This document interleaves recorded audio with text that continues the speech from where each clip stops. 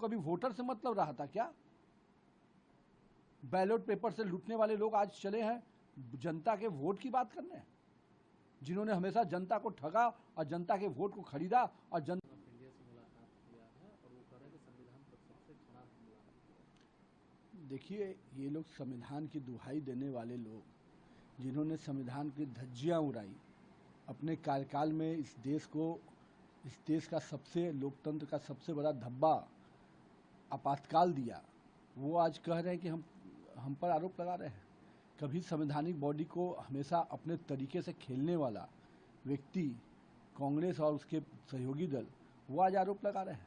और election commission ने तो स्पष्ट कहा है कि हम अगर इस देश के नागरिकों को ही वोटर लिस्ट में शामिल करना चाहते हैं तो उसमें कहाँ कोई दिक्कत है किसको। और ये जो लोग कह रहे हैं कि गरीब का वोट क्यों कटेगा भैया? पिछड़ों का, दलितों का, किसी का वोट नहीं कटेगा आपके जो बाहर से जो लाकर आप यहाँ पर देश की मिट्टी में धोखा कर रहे हैं, जो जिस प्रकार से बड़े पैमाने पर बांग्लादेशी घुसपैठ के माध्यम से बिहार और अन्य प्रांतों में आप लोगों ने उनको शरणार्थी बना दिया है। इस देश के भूमि पर, इस देश के संसाधनों पे यहाँ का अधिकार है, यहाँ के लोगों का है। उसको जिस प्रकार से वोटर लिस्ट में नाम जुड़वा कर उसको पूरी तरह से यहाँ का नागरिक बनाने का जो खेल चल रहा है, उस खेल को अगर रोका जा रहा है तो इनको चुनौती हो रही है। हम तो पूछते हैं, ये बूथ लूटने वाले लोग हैं ना, इनको कभी वोटर से मतलब रहा था क्या? बैलेट पेपर से लूटने वाले लोग आज चले हैं जनता के वोट की बात करने, जिन्होंने हमेशा जनता को ठगा और जनता के वोट को खरीदा और जनता के वोट को लूटा है।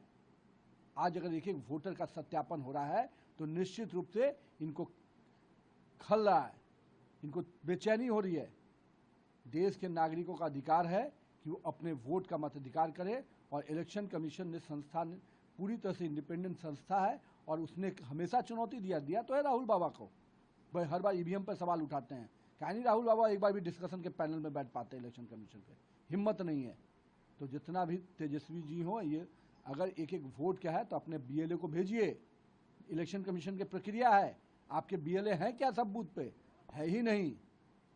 बीएलए बनाइए और एक एक बूथ पर जाकर वेरिफिकेशन में सरकार के मशीनरी को सहयोग कीजिए। 27 जुलाई तक ये होगा, फिर 1 महीना दावा आपत्ति का समय है। 1 महीना पूरा आप दावा आपत्ति कीजिए कि गलत कट रहा है, ये सही कट रहा है।